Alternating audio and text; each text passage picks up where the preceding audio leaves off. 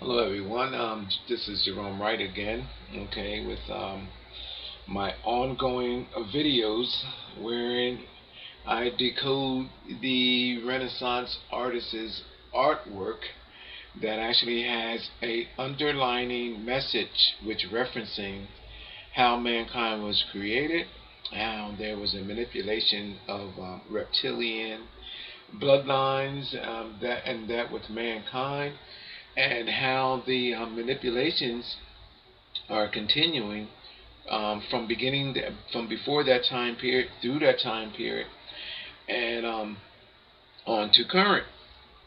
Okay, and there's references being made, and these bizarre paintings that we find so unique, but so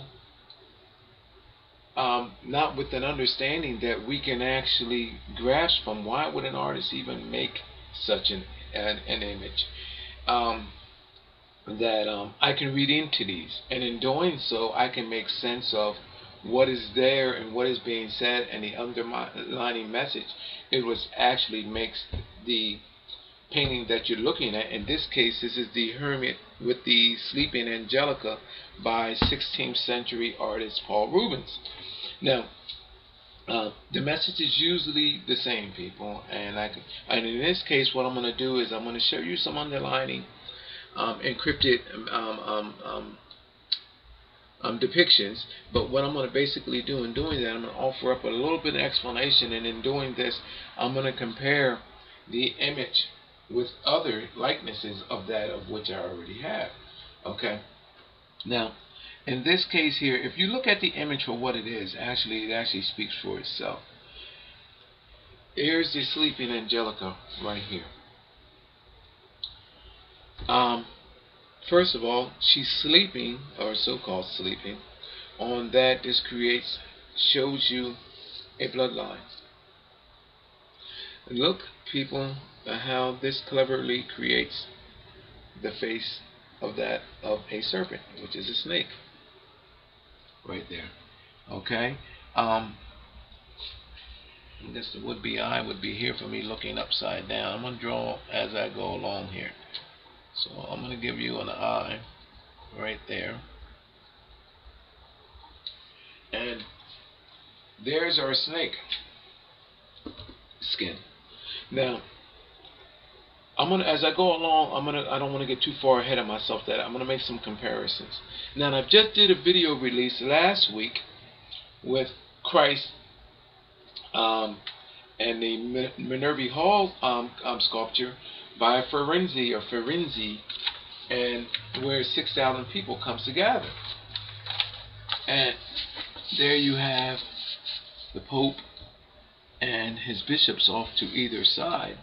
And my decodings are these little reptilian-like creatures. And then finally, there's Jesus up here, whom actually has that of a reptilian head skull actually off to the side. But the main thing is it shows Jesus' body emerging from a mass. And I've decoded what the mass is.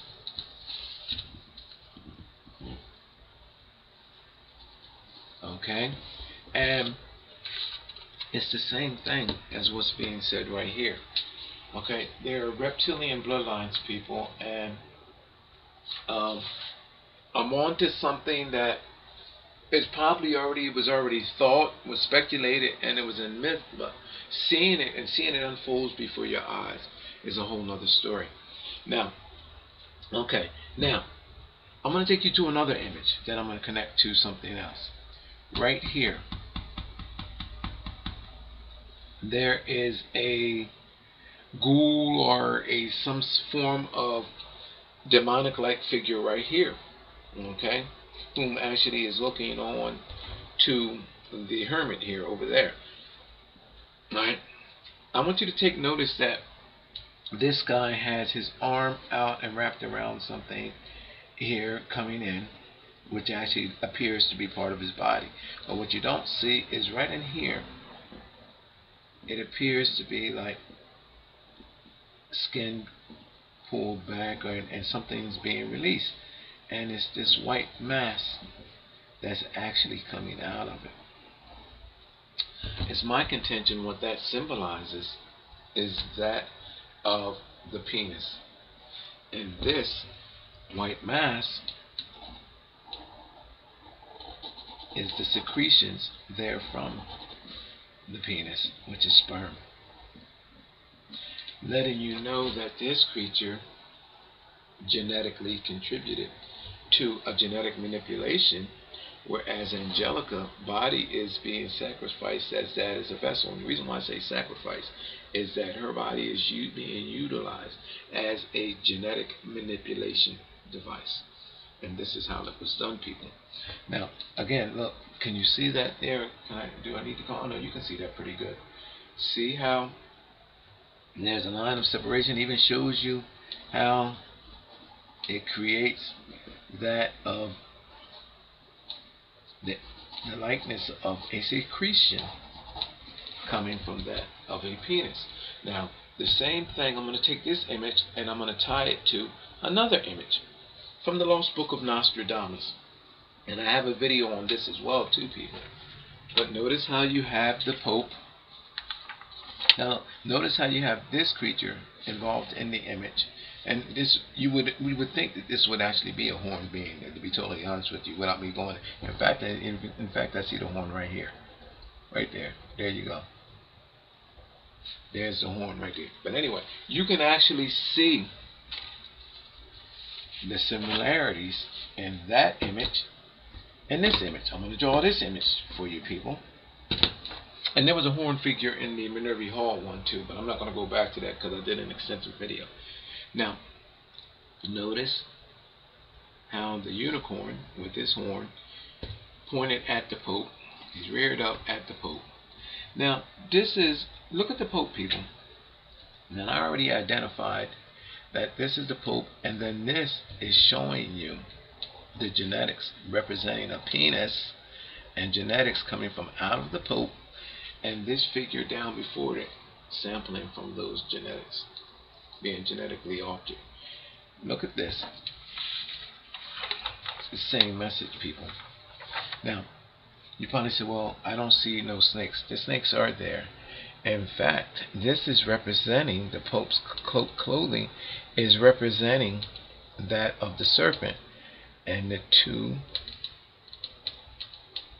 avenues of genetics of that serpent. Notice that this is actually created in the mouth, and the Pope's finger is cleverly in the mouth of one. I mean, thumb is in the mouth of this one here, and then touching the woman's head. And if you look at the woman's hair, you would actually see the image of a witch-like woman.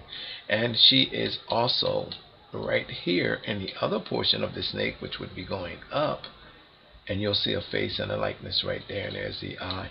And it explains, people, what is actually happening here of these genetics being transferred. And that's why the horse's foot is cleverly positioned right here on the Pope's lap, and up here it shows you the different levels and points of genetics, that these genetics are being altered.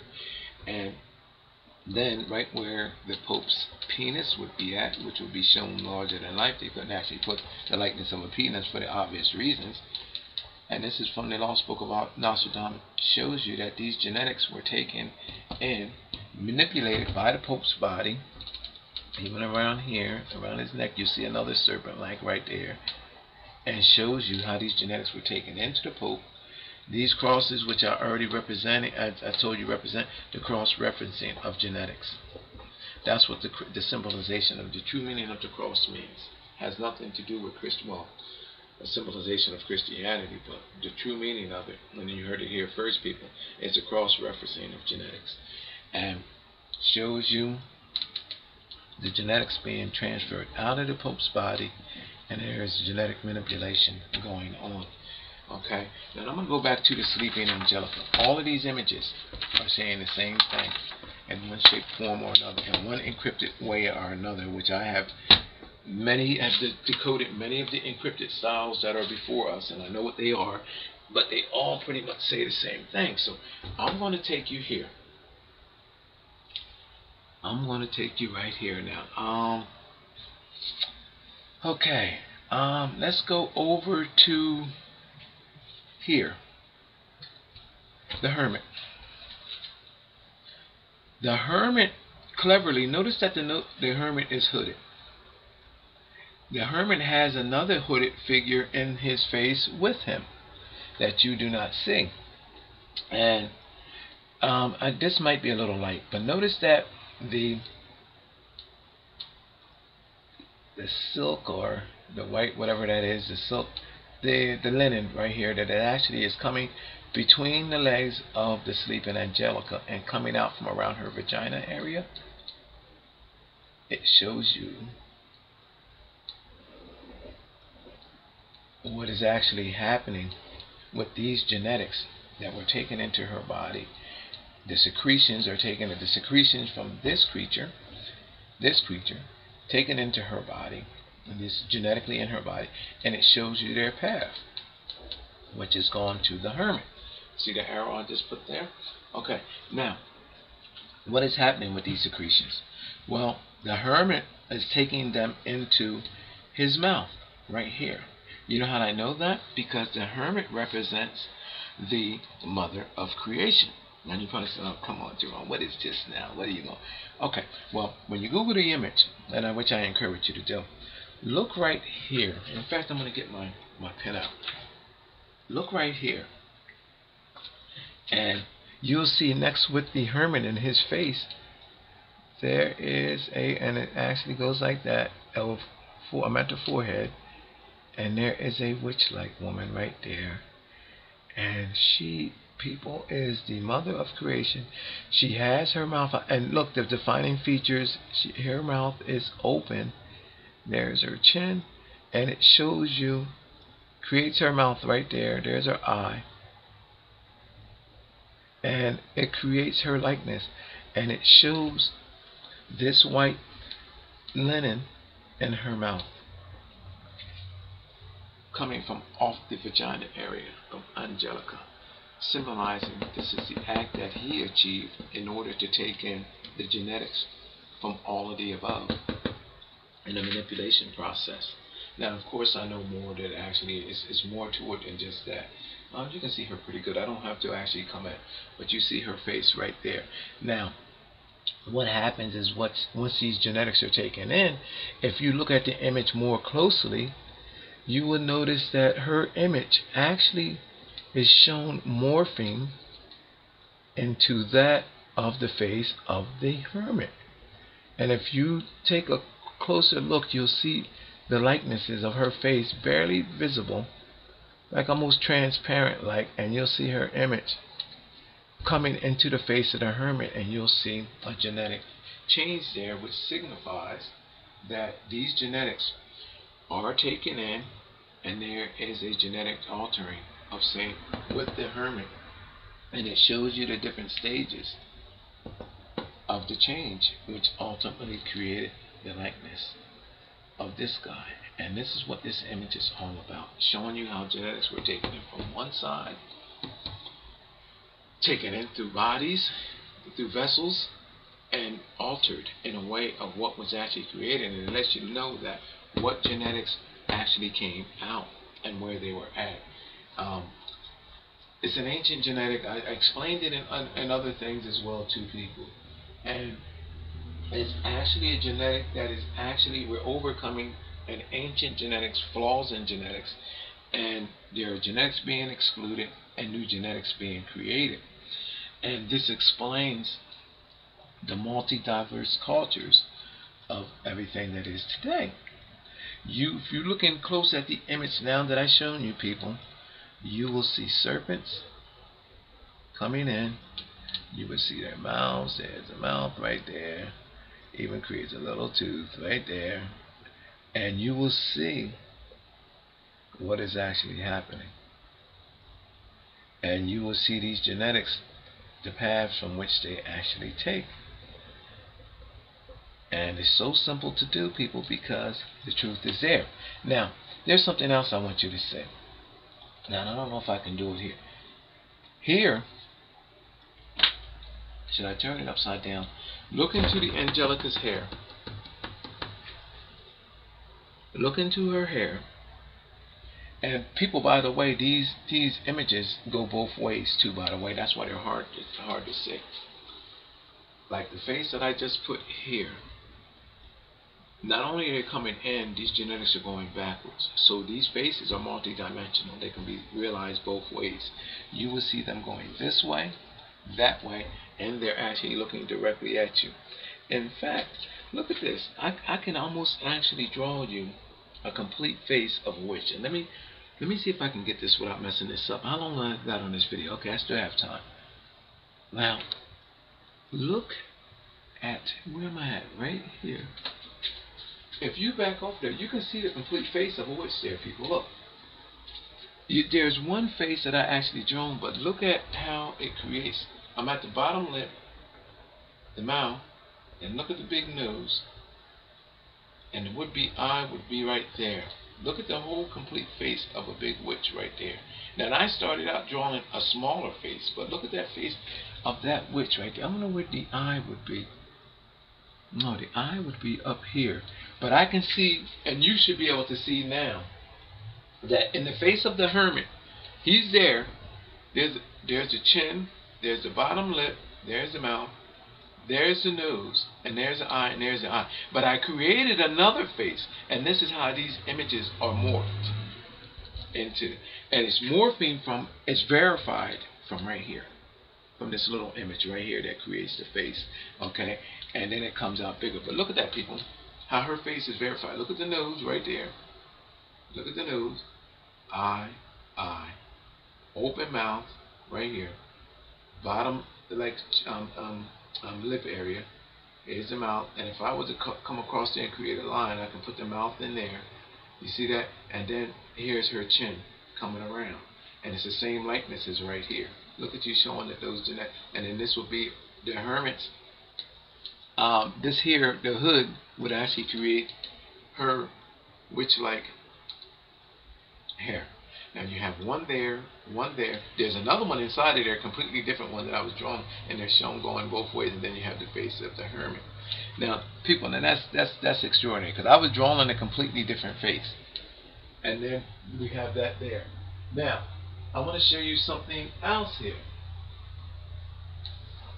Here, in the hair, go to the hair. From the smallest to the largest, there are faces created there. There are apes in there and the whole nine. I'm going to turn the image because I'm losing time here. I'm losing focus on what I'm supposed to be doing. Let me see if I can turn this image upside down for you. And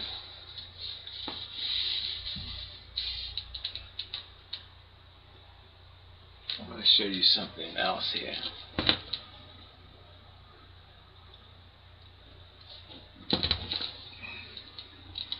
And we have that.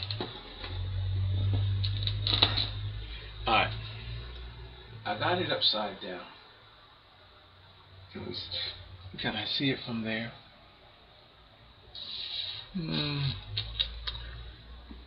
Not from this angle. But I encourage you to turn this upside down and look at her hair. You'll see beings morphing through her hair. Okay, not just there. I'm gonna spin this back around again. Oh, I'm sitting up here wasting my time here, and I'm fooling around. I'm on 18. Spin the image around, rotate the image, people. Okay, I'm gonna move on to another image. Okay, right quick before I forgot that I had other paintings by Paul Ruben that I wanted to do. Okay, so but look into the hair, people, and you will see creatures. All you have to do is separate them. You'll see their faces and their eyes in her hair, showing you the genetic manipulations from this guy, showing you how there's a cyclination of these genetics and how they're being ran back in through these beings and then creating the ultimate. There's a pattern, in other words. But I'm going to move away from that image and bring up another one. Right there. This here is the hunt of the hippopotamus and crocodile by Paul Ruben. And let me bring that in. I don't know why I was sleeping on this and lost track of what I was doing here for a minute. First of all, people, you got to know that this image is a very unusual image, just like the one that I just pulled down. Very unusual, people. What in the world? You know that daggone well no people would be caught up in an image with a with a crocodile and a hippopotamus in this way. So it's a very absurd image to be painted, to be totally honest with you. And one might would say, well, why would he even actually create that? There's actually no mystery though to what it is. It's, if you look at it for what it is, it's showing you that there is a genetic manipulation and alteration of these genetics, and it's showing us people that, hey, these genetics, there was a genetic intervention which allowed for mankind's genetics to become manipulated by that of animals, prehistoric animals, because this represents prehistoric genetics. I want to take and show you something. First of all, let's go over to this Arab looking guy right here. First of all, his clothing. I'm going to show you some of the highlights that I have. The hippopotamus and crocodile hunt. His clothing here, first of all, has a leopard skin, showing you a genetic contribution there. Then here, there is a serpent hidden or encrypted in here, showing you a genetic manipulation or contribution. Then there is another serpent right there, showing you again, there the eye, nose, you know what I mean, this reptile, showing you that there, and then it shows his, and it creates a creature too here, by the way, too, people, letting you know that there was a genetic intervention, and it creates the likeness of the genetics of the creature that was created right in there. And it's showing you how these genetics were taken out of the hippo, and this creature with these creatures created the likeness of this creature right here. Okay, and I'm thinking that you can see that because I'm working upside down. Okay, well, it shows you right in there their faces. Now I'm going to show you something out. It just doesn't stop there. And the end of his spearhead, I'm alleging, is not even a spearhead like that of what these spearheads are. It actually creates the pine cone image, what I'm alleging, and that represents what I've discovered and released in the video, represents the tail of a rattler. Okay, I'm running out of ink there. Okay, but anyway, let's look at this guy right here. This is my favorite, and I might need another pen for that because I don't want to run out of time here. Let me see. Might have to use a red pen. Somebody left the cap off my pen. Isn't this nothing? Okay. Anyway, here we go. Let's look at this guy laying down here. First of all, I'm gonna use a red pen. There's a dog, a black and colored dog, going and biting into the hippo. Now, what I want you to look for in this video, when you Google the actual image, there's a dog here biting into the hippo. What you don't see, you see the dog's head up there. The dog is morphing these images backwards, showing that there was an extraction of DNA with the dog and the hippo. And going backwards, it creates almost like a hog. And you see the images and likenesses of this hog right there, people. And it even shows you that because the dog has in the center of his head what is here on the horse here. And it even shows you that the hog actually absorb those genetics. There's the eye of the hog, and it shows you all of the features of what was created between the dog and the hippo and the genetic that actually came back. Now the dog's face, his head is up over here biting into the hippo, and it shows you going back out that. Now let me show you what's coming towards the man. Right after the hog, there's another lightning. Now, mind you, people, that dogs through the behemoth genetic, which was a myth, but I'm showing you that it is very factual now. It's actually a genetic had genetic contributions to our creation and becoming as well too. And this is already a science. Well, I don't know if it's a fact or not, but I can prove it through these references that are being made. I'm going to keep moving. Now, go here to the man. It's going to be hard, people, but Google the image. Now, the genetics that are coming back from this transference right here. Look here. There is a man, an image of man shown utilizing this nose of this guy right here. There's a mouth, and there's a face of a man figure. There's an eye right there, the whole nine, shown going right back in through this guy right here, through this guy. In other words, there's a face shown right here, morphing at this point, genetically spliced back into this guy. And it shows you the face and likeness of it. If you look at the image real close, it's going to be hard to separate at first, but now that I'm showing it to you, you'll see that the genetic interference between these two creatures are actually shown. There's the hog, okay, shown going back, and there's a man right here, face to face with this guy, and their nose is one together, their mouths are together with one each other, and the only thing that's split is just their eyes and head, and it's showing you that there's a genetic exchange going out. Now, the idea of his knife, I'm going to go quick now because I'm running out of time here. Genetic splicing with that of the croc.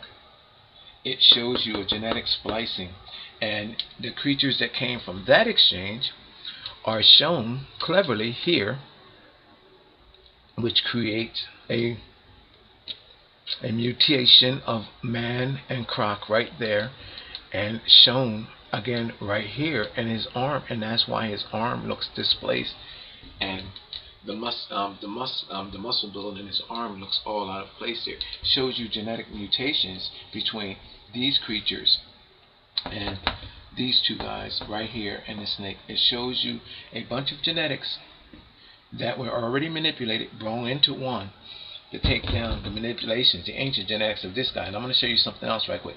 Also right here, then notice that the Arab-like looking guy right here, how his head is morphing that the arm of this guy, okay, and it creates a bizarre looking horse or cow like looking creature right here, and you can even see the hair created from the turban of this guy, and you can see another genetic mutation of a creature that was created between man and these creatures. Okay, just like in ancient mythical times, half horse, half man people, it's all being referenced here. Now, since I'm running out of time, come down here also in the grass because I'm running out of time, and you'll see a genetic mutation right here in the grass coming off, okay, and it's into his head, and you'll see the creature, the genetics that were actually created from off of that splice. And I'm coming around to the mouth right now. You'll see the lips and everything, people, just like I'm drawing. I'm upside down. There's the eye right there, and you'll see these genetics. It shows you the faces of these ancient creatures that actually genetically contributed to the genetics of mankind that is today through a manipulation process that has always been in place. Now, come around here, and I'm going to turn the image to this, and then I'm going to have to end the video after this, people. So I'm going to end the video abruptly because I'm thinking that I'm running out of time here. Here, this is Paul Ruben's again, and I can do this with all of his paintings. There was another one I was going to do this with, but I can't do it now because I'm running out of time. Alright, here's the last one I'm going to do for you. Here, and the lip of the hippo. And it's also in resolution how you're doing this, people. And the lip of the hippo. There's the forehead of an ape. The eye socket right in there for the ape. You come around, and I'm coming around the nostril of the apes right now, of the ape. And the ape's mouth is right in here. Shows you the lips and everything. Shows you and it even shows you the wrinkles and the nostrils and the separation in the face of the ape, people. And then it shows you how the ape's genetics, which are represented in ancient genetic, was altered. And on the backside of that ape, that black ape, there is a white ape on that side. And it shows you how there was a genetic altering and how an ancient genetic was actually altered. And that's what this is all about, people. How our genetics were altered from one state to another, and then continuing today through those who know about it. Mainly the Vatican. I've connected Walt Disney to this, and many, many other kings and queens. People, every ancient Renaissance artist has this in their work. And I actually brought it to current. George Quintance, some of the ones that are later, George Quintance, Pablo Picasso. Um, there's others. They're escaping me right now. Pablo Picasso, Salvador Dali. They have all of the same thing referencing their works. Some are more encrypted and unrecognizable than others, but the colorings of the clothes, everything says the same thing. I'm going to get going on that because I don't know how long I'm able to go with this video, so I have to stop there. My name is Gerone Wright. You're viewing this on my Geronification channel. You can Google my name, Gerone Wright, which is GeroneWright, or you can go with Geronification, okay? Gerone, Ification, okay? Continue to watch my video, people. Google them to a friend, forward them to a friend, link them to other sites and all. People, we got to get this out and go from there. I'm not the best narrator in the world, but I'm doing the best I can. Thank you. Appreciate your support.